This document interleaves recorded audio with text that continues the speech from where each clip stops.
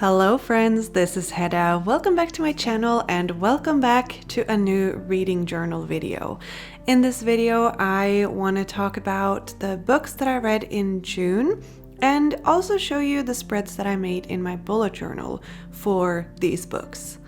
I do this every single month, so if you've been following my channel for a while, you know what's coming. And if this is your first time, a reading journal is pretty much just a notebook where you write down your thoughts on books that you read. I make spreads for every single book that I read, and also I make a cover page for each month. So that is the spread we're starting with, the cover page for June. I read 4 books in June, well, 3 novels and 1 short story. People have different ideas of what should go in a reading journal and what is considered a book. Basically anything that I read I include in here, except for like news articles, of course. So yeah, short stories, manga, anything like that, I include that in my reading journal. For my cover page this month, I wanted to use one of the new stickers that I recently got from Margaret. It is a witch and she's got books and flowers and ducks everywhere and it's just really cute. And I wanted to use this color combination. It is one of my favorites, pink and green. There's also purple in this one, which is interesting, and that made it easier to mix and match these stickers with stationery I already had.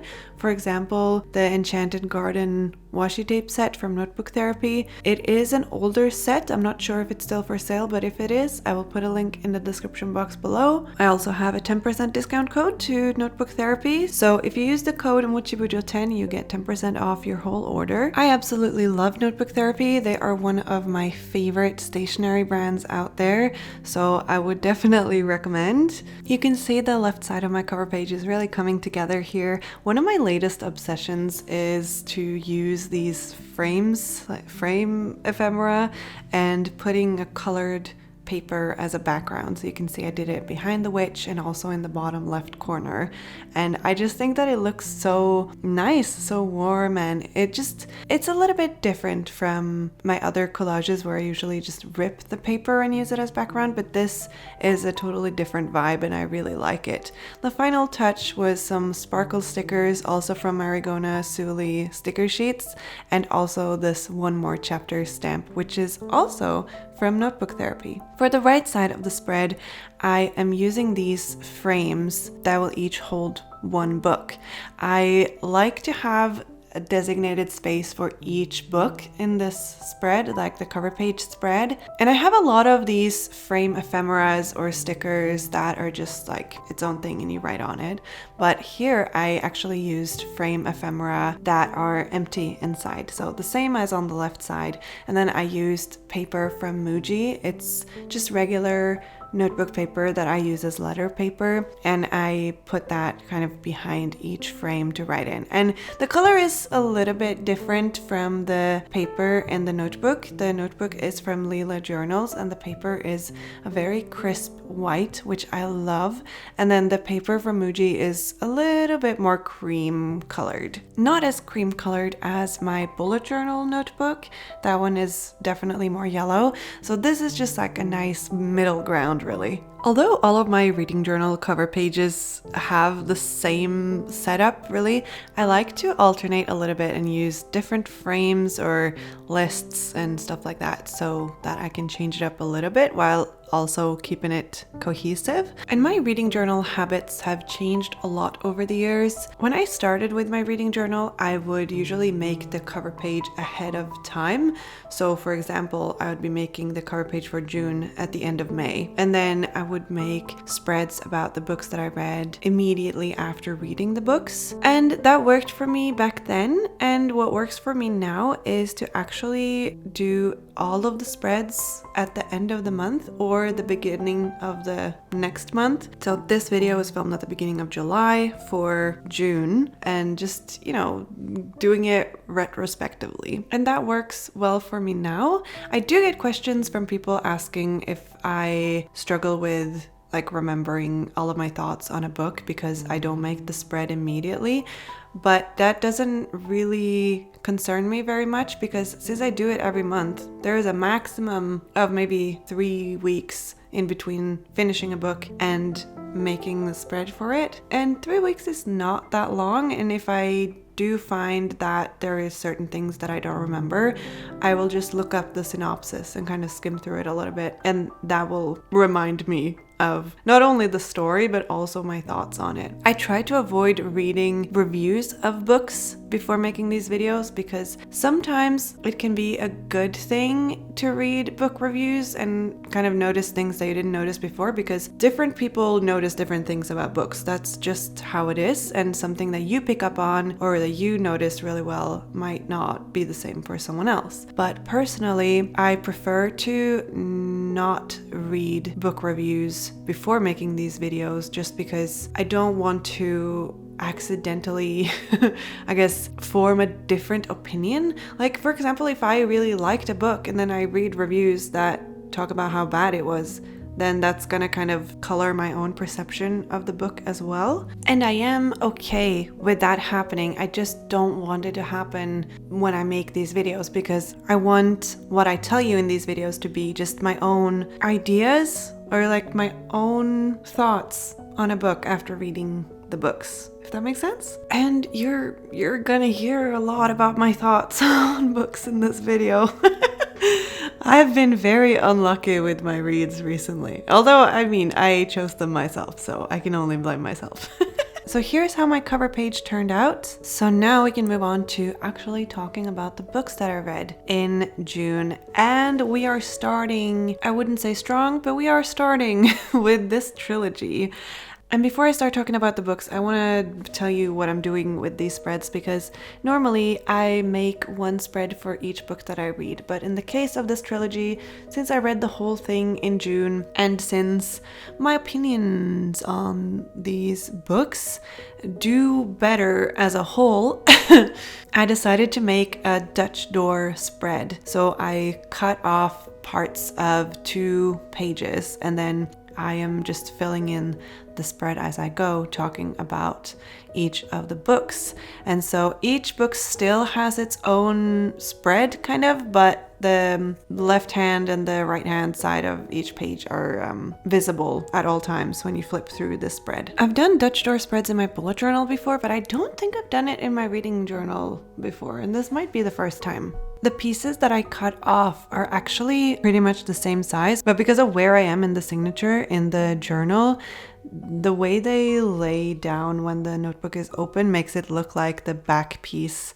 is a lot longer, but it really isn't. And when you flip it the other way, they look more even. To decorate these spreads, I used some washi tape from Ikigai Papir, my own shop, and then I used some stickers that I got in Japan. If I can find links, I'll put them in the description box. But I got these different packs of stickers at, I think, Loft or Tokyo Hands. Side note, I have actually filmed a little Japan haul. It is coming to my channel. It's just taking me a little while to edit it, and I also wanted to get my July plan with me video and also this reading journal video out first because they are more dependent on the timing. But yeah, some of the stuff that I got were these sticker packs, and they all have the same vibe and same motifs but in slightly different colors. And because of the covers of this book series, like one is sepia, one is more green, and then the last one is blue, I decided to kind of use different colors but in a gradual way for this spread. So starting off with the more brown tones, and then I move on to like a little bit of green and then a little bit of blue, and then to make it all look like it fits together, I put more gray and a little bit of blue on the right hand side of the spread. So you'll see it come together over time and you'll understand exactly what I mean, I think. The design of these spreads is completely misleading because they are muted and soft and aesthetic, and that is just absolutely not what this book series is. I am a very nostalgic reader, and sometimes I like to read books that I read when I was a child or when I was younger, and this is one of those. It is called the Ashes Trilogy by Ilsa J. Bick. The books are Ashes, Shadows, and Monsters. So very simple titles. and it's probably what enticed me in the first place when I was, I don't know, 16.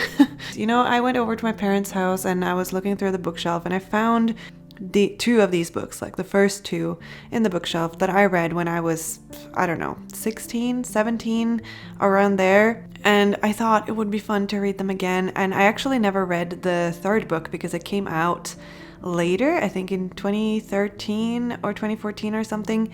And by that time, I had already moved away abroad and I didn't finish the book series. So I thought maybe I can read the first two books again and then I can find the third book. So I did that. I listened to the third book as an audiobook and yeah, I really regretted that. But anyway, yeah, the premise of the books is actually quite exciting and it's part of the reason why I read them in the first place, I think, because it is kind of a zombie apocalypse story, although the zombies aren't really zombies, like they're not dead, they're just changed humans. The main protagonist is 17 years old and she has terminal cancer. She's got a very interesting backstory and she's very tough. And so the beginning of the book is, the first book is very interesting and quite enjoyable. And then it just kind of goes downhill really fast.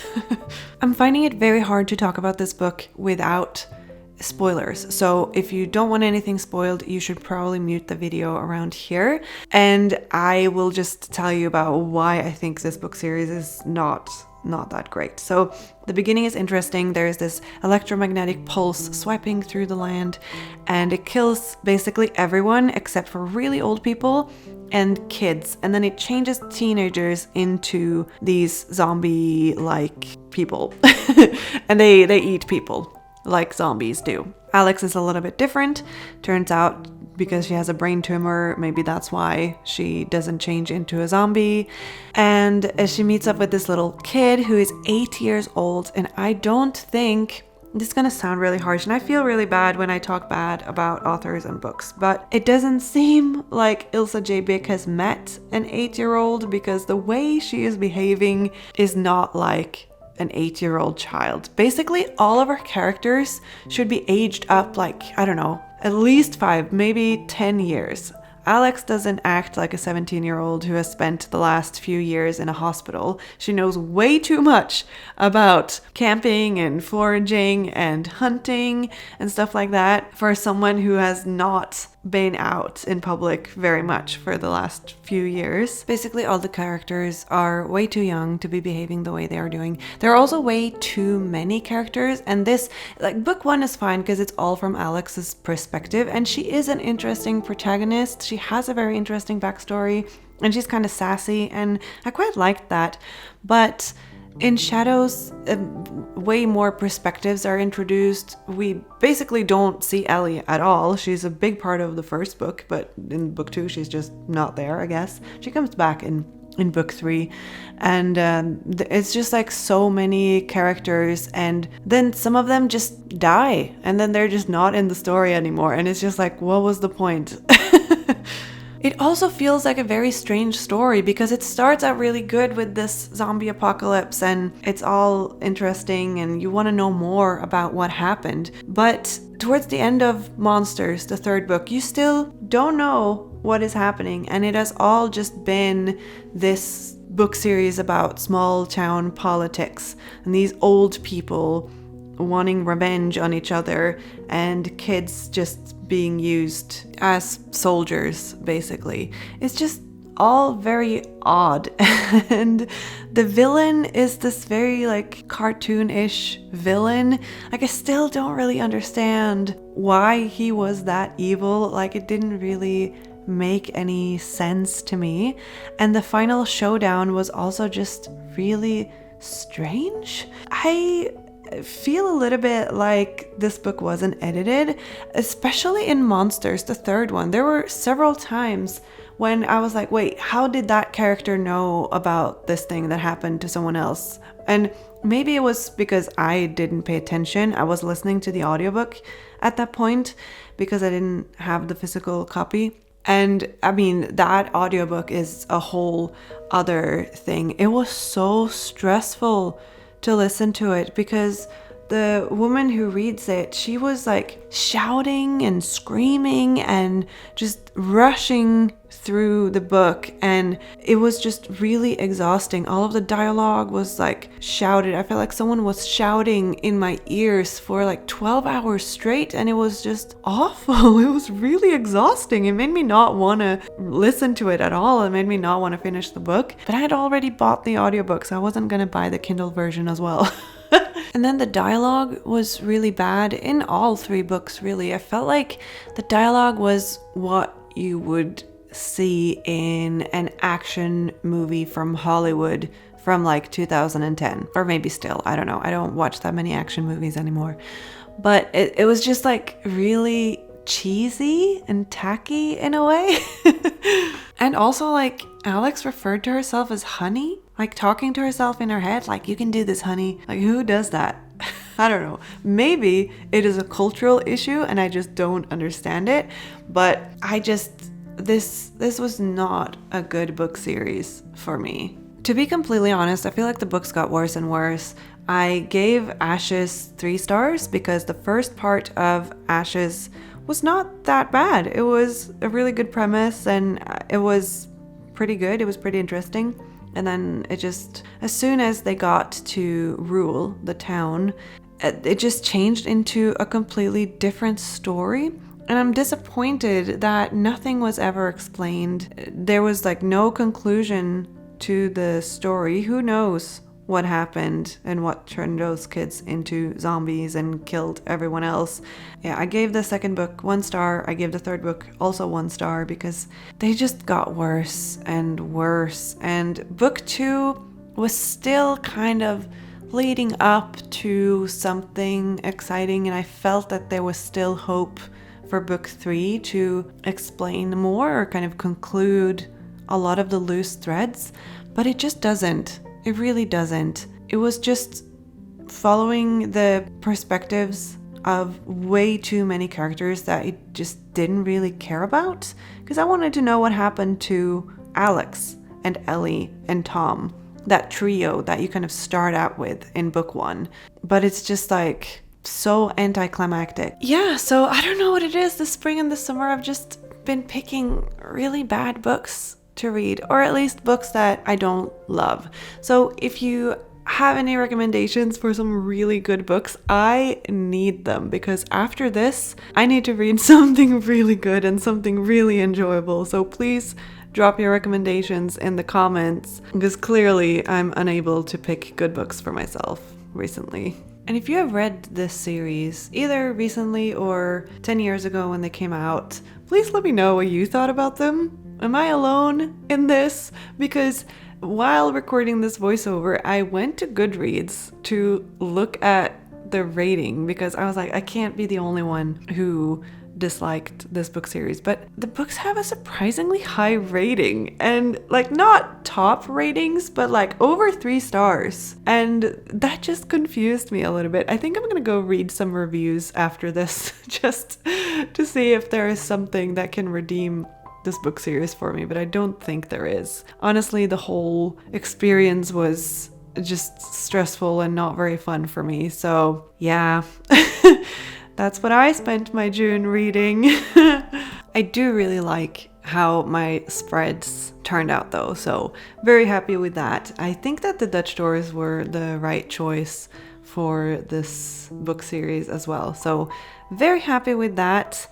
And that means that we can move on to the final book that I read in June. And to be quite honest with you, I didn't really feel like jumping into another novel after finishing Monsters, just because I was like, I need something completely different now because of this whole experience reading these 3 books back to back. Maybe that was my mistake to begin with, because I usually say that I don't like doing that. I like to sprinkle in some other books in between just to like spread it out a little bit, and I probably should have done that with this book series. But then again, because the books weren't that great, I might not have finished it if I had started reading other things in between. So I don't know. Anyway, after reading the Ashes trilogy, I needed something different. And so I decided to just go to Audible and see if I could find anything that was short and simple and had potential. And then I found this short story by Margaret Atwood called My Evil Mother. And I know that I like Margaret Atwood's writing. She wrote The Handmaid's Tale, she wrote The Heart Goes Last, and I did enjoy both of those. So I thought, let's try it. Let's read this short story. It's very short. The audiobook was, I think, 1 hour long or something like that. I think it's roughly 30 to 40 pages, reading it in paper format. And it was just perfect. It was exactly what I needed. And it also did not disappoint. I think it must be so difficult to write a short story. I mean, obviously, it's really hard to write a novel. I could never. I enjoy reading them, but I could never write one myself. But a short story, you can't do all the world building, you know? You can't do all the background information and all of that. So you really have to just rely on your storytelling skills, I suppose. And this short story was it was wholesome in a way. I still think there are nuances of this short story that maybe I didn't catch, because that is the thing with short stories. They have to be a little bit more vague. They can't explain everything as well. And the way that Margaret Atwood writes as well, there is a lot of things are implied or hinted at, and you kind of have to not necessarily imagine, but you have to really infer what is actually happening based on what you're reading. It's not just handed to you on a silver platter. It makes you think a little bit more about what you're reading, I suppose, because you have to actually reflect a little bit more or analyze a little bit more. And this can be both good and bad. It does require a certain amount of cultural understanding to be able to fully enjoy books like this, I think. Since the story is very short, I don't want to spoil anything, but it is essentially about a daughter telling the story of her relationship with her mother. And it was a very wholesome story. It does kind of explore that mother-daughter relationship and how the daughter views the mother, and then the daughter herself becoming a mother later, and kind of reflecting on her own relationship to her daughter. Yeah, it was a very nice story, and it kind of made me think, I also have a mother. I don't have a daughter, I don't have any kids, but I do have a mother. And so kind of thinking about my own relationship to my mom in relation to this short story, and it was very interesting, I think. I decided to keep the spread fairly simple. I actually used some of the same stickers as on the previous spread, like the girl stickers are from the same sets. But what I also did is I used some hydrangea pet tape and also washi tape. That they are from Notebook Therapy, but it's from a really old set. I think 3 years or 4 years old. It is the Endless Summer set. It's really pretty. And of course, I love hydrangea. So yeah, I wanted to use the set a little bit more. It's going to be a sad day, the day I run out of these washi tapes, but I have used them a lot, and they are well loved in my journals.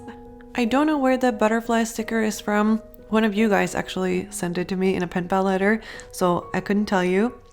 But the brush pen that I used to letter the title is a Pentel brush pen. It is the gray-blue Huda Touch sign pen, and it's a really, really pretty color. All in all, I was really happy that I read this short story at the end of the month, because it lifted me up a little bit. I felt a little bit better about my reading month after reading this. And that is it for the spread and for this video, really. So now I can go back to the beginning and do a little flip through of all of the spreads that I made for this month. Although the books that I read mostly weren't favorites, I do really like the spreads that I made. The cover page has the best color palette, and whenever I make spreads with Marigona Suli stickers, they just make me really happy. And I do also enjoy the book spreads that I made, and I was really excited to use new stickers that I got in Japan. That always makes me very happy. I hope that you really enjoyed watching this video, and I hope that maybe you had a better reading month than I did. If you watched the video all the way to the end, put let's see, a zombie emoji in your comments to let me know. As always, materials are listed in the description box with links and or discount codes whenever I have them. Before you go, please click the like button and consider subscribing to my channel. That would make me very happy. And as always, a big thank you to all of my patrons. You guys are the best. I hope that you're all having a lovely day, and I'll see you next time. Bye!